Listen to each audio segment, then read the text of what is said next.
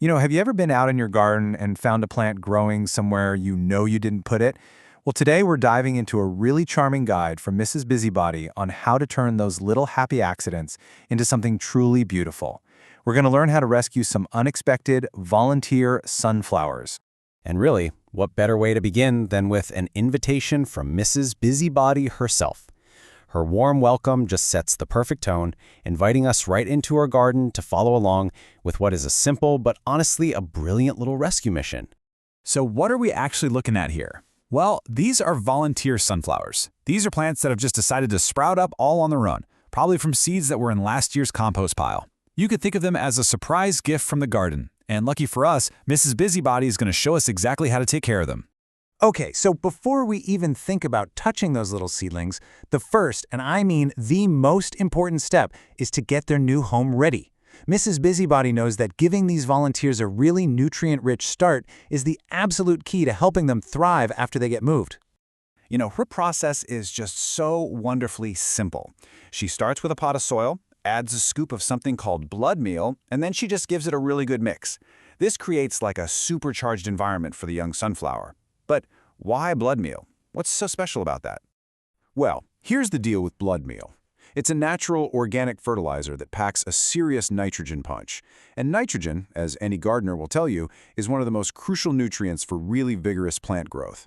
It's the stuff that fuels leafy greens and builds strong stems. And this right here is the whole reason why.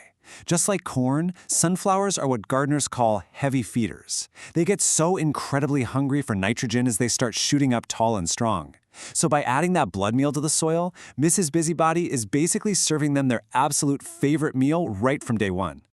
All right, with the new homes all prepped and ready, it's time to move on to the most delicate part of this whole operation, getting those tiny volunteers out of the compost pile.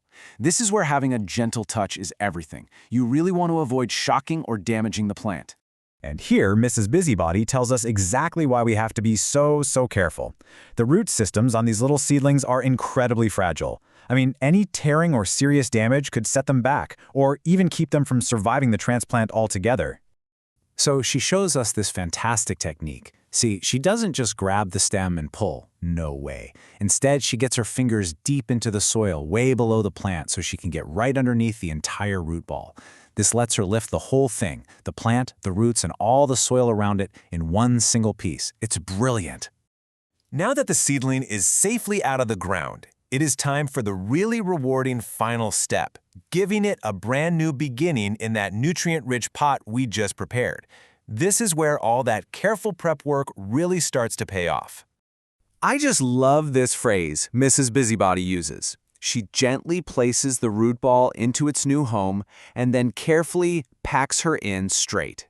It's not about ramming the soil down tight, not at all. It's about making sure the little seedling is stable, standing up nice and tall, and has really good contact with all that new nitrogen-rich soil.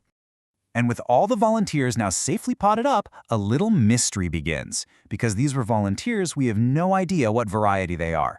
It just adds this wonderful layer of excitement and anticipation to the whole project, doesn't it?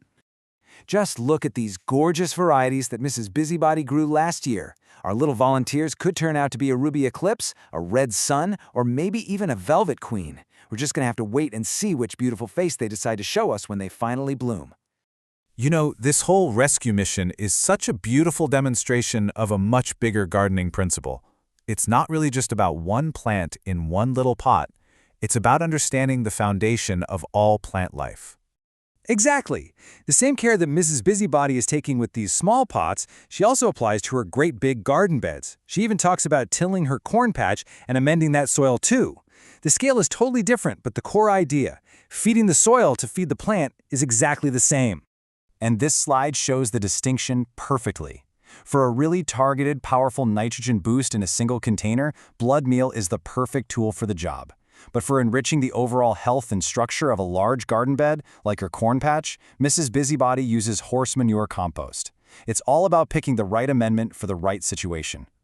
So really, the big takeaway from this whole thing is this. Whether you are rescuing a single tiny seedling or you're planting an entire field of corn, success always starts with the soil.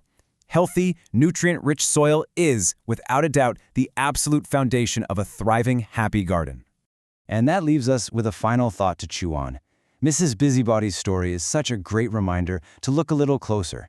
What happy accidents or unexpected volunteers might be waiting in your own garden or even in your own life, just hoping for a little bit of care to help them truly flourish?